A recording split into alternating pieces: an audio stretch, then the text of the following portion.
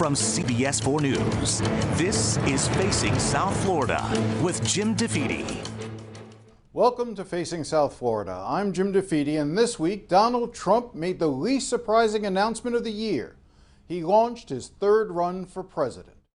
Ladies and gentlemen, distinguished guests, and my fellow citizens, America's comeback starts right now. Now, I covered him in 2016 and 2020, and I was there at Mar-a-Lago on Tuesday when he spoke. And while his announcement was filled with the same angry grievances and demonstrable lies we've come to expect, there was something different. He spoke with the kind of low energy he would have derided from any other candidate. 30 minutes into his speech, people in the ballroom started to leave. His sons, Barron and Eric, were there, but there was no sign of Don Jr., and most notably, Ivanka was missing. She later said she was no longer interested in politics. Truthfully, it didn't seem her father was that interested either. I didn't need this. I had a very nice, easy life. This is something I didn't need, and a lot of you people don't need either, but we love our country, and we have to take care of our country. We have to save our country. Many of those in the conservative media who embraced Trump in the past were deriding him after his announcement.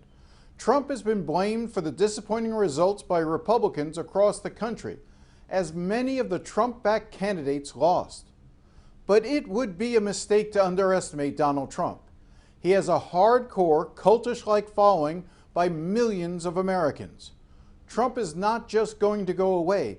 The reins of the Republican Party will have to be ripped from his fingers.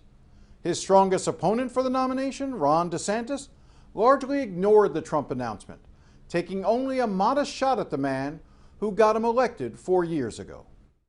You know, at the end of the day, I would just tell people to go check out the scoreboard from last Tuesday night. You know, the fact of the matter is, it was the greatest Republican victory in the history of the state of Florida. And it wasn't just the best governor victory. Of course, it was that. But we swept in super majorities in the Florida legislature. We have 85 Republicans out of 120 in our state house. We've never had that many before. There will be plenty of time to dissect what a Trump versus DeSantis campaign will look like, but I wanted to pick up on the last point DeSantis made. The supermajorities Republicans now enjoy in both the Florida House and Senate.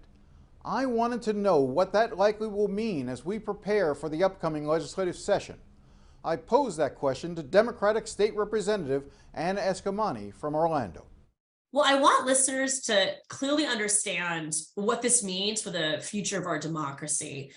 We take pride as a nation in celebrating and embracing diversity of ideas, diversity of experiences and backgrounds. That is not going to be the case in the Florida legislature when it is a supermajority in both chambers and, of course, a Republican in the governor's mansion and a more conservative court system. There will be no checks and balances. And I think what's very alarming are the powers that supermajority grants to the majority party. Not only does this mean that Republicans could cut local government revenue sources or impose unfunded mandates on local governments, but they can also pass whatever public records exemptions that they want, meaning that information can be held back from the public without any type of democratic buy-in. They can amend and pass bills on the same day by waiving the rules. And the fact that they can waive the rules opens up the door for many, many policy goals that might be counter to what the people of Florida want, including adding new bills to special session last minute, like the canceling of Reedy Creek. They could do things like that again with very little public notice.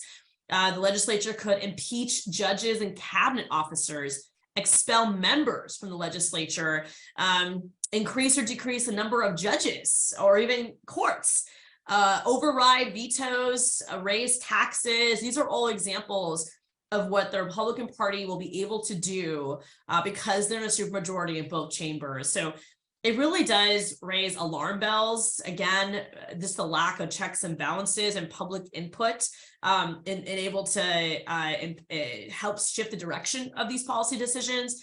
But it's a reason why we need more Floridians to be plugged into local politics and to watch the legislature like a hawk. I'm going to do that as a member of the minority caucus and help amplify concerns, but we need everyday people to be plugged in, because this is unchecked power to the extreme, and it's going to be incredibly problematic, especially when we face not just these types of concerns, but the continuation of culture wars that are not only going to be impacting marginalized people, but also access to healthcare for women.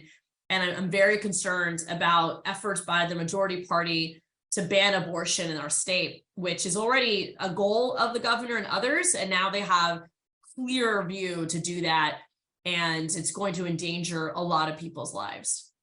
So you're expecting, in fact, there's already been discussion of a new abortion bill in the upcoming session. I believe the incoming Senate President, Kathleen Passidomo, has said, I think she wants to take it from 15 to 12 weeks. But there are other members who probably want to go even lower than that, or perhaps to an outright ban. How do you see this playing out next session?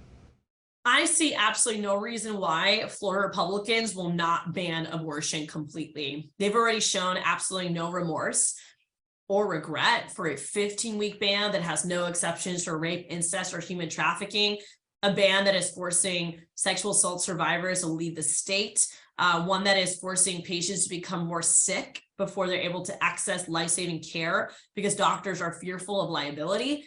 And of course, the fact that we now have some of the most extreme House members in the Senate taking charge on this issue sets a tone that there will be not only more extreme abortion restrictions, but those reminiscent of states like Texas, where there's even a vigilante system for implementation enforcement, where neighbors are incentivized to snitch on one another. It's incredibly alarming and concerning. And at the end of the day, it takes away a fundamental right for women, that we should be able to decide when or when not to parent, to make decisions, whether it's to end a pregnancy or raise a child or choose adoption. Those decisions should be made between me, my family, my doctor, and my faith, and not politicians. And that's going to be the complete reversal this session. And despite the Senate president saying that she has a preference of 12 weeks, the Speaker of the House is giving no preference. And Governor DeSantis, who is running to be president in 2024, he needs to ban abortion in order to compete with President Trump. At this point, President Donald Trump, former President Trump, can speak to his Supreme Court appointments of completely unraveling Roe and leading to abortion bans around the country. If DeSantis is going to compete with that at a national scale to a conservative base, I'm sad to say that he's going to need to go after reproductive rights in order to do that. And as he ignores Florida for his own national ambitions, we will suffer as a consequence. That's why I'm going to fight like hell to protect reproductive rights. But candidly, we don't have the numbers to do that in the legislature. So things are going to get a lot worse before they get better. Well, let me push back a little on this point. I mean, obviously, Democrats did not vote. They did stay home. But at the same time, the numbers that Governor DeSantis had in his reelection are impressive. He wins by more than 19 points, wins by more than 1.5 million votes. Maybe this is just who we are in Florida today. Maybe the policies echoed by Governor DeSantis, whether it is on the culture war issues or whether it's his policies when it came to COVID and keeping the state open, maybe that truly did resound within the body of the Florida electorate, and that's why he won re-election. And maybe you're the outlier. Maybe this is a state that is more akin to Alabama and Mississippi than what we used to think Florida was.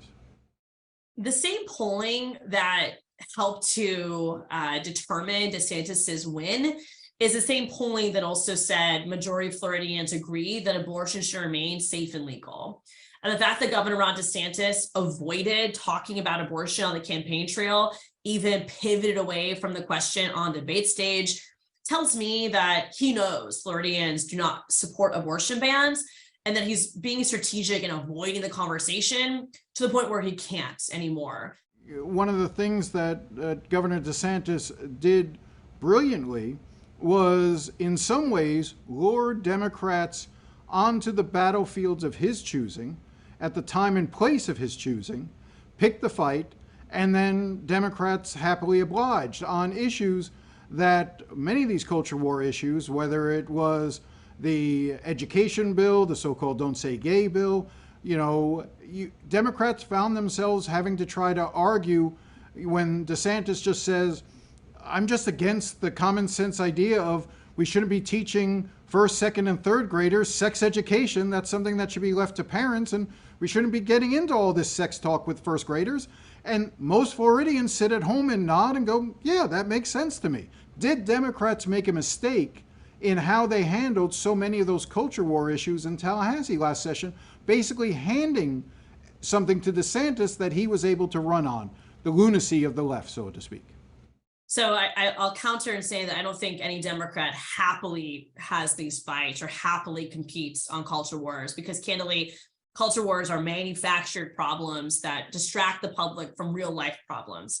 I find my joy in focusing on issues like affordability, on housing security, on the environment, on tax policy. Like, those are the real life problems that people face. And the fact that Governor DeSantis perpetuates lies about the education system, lies about LGBTQ plus people, lies about reproductive health. I mean, obviously we have to clap back, but we shouldn't stay there. So to your point about what can Democrats do better, we shouldn't stay on that battlefield. We have to fight back and then pivot to real life issues and highlight the fact that Republicans have not addressed the property insurance crisis. That Republicans side with corporate America on every issue when it comes to economics, tax structure, or pollution, or mass incarceration. I mean, these are real life challenges that people face.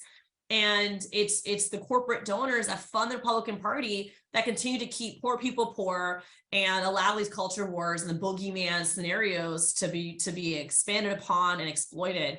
And so I absolutely agree that DeSantis, he uses the bully pulpit to distract, divide, and deflect. And as Democrats, we have to clap back because marginalized people are being attacked. And, part of our values is to stand up for the little guy and make sure that every person has an equal chance to succeed and does not experience discrimination. But you can't just sit in that arena. You have to fight back and then pivot to the other issues of real life problems. We need to show up in our communities 24/7. I'm never going to raise as much money as my Republican opponents. I don't take corporate money. I don't come from wealth. I don't have hedge fund venture capitalists backing me like DeSantis does. So I'm not going to compete at that level. So I have to build trust in my community in more meaningful ways. And that means showing up every day, not just around GOTV. That means knocking on doors. That means building constituent services so that we're responsive to your needs and not falling for the culture war traps.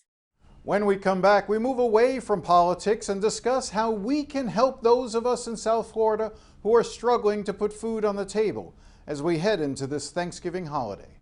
Our families are having to choose a roof over our head, fuel in the car, food on the table. What's going to win? What's going to lose out? Stay with us.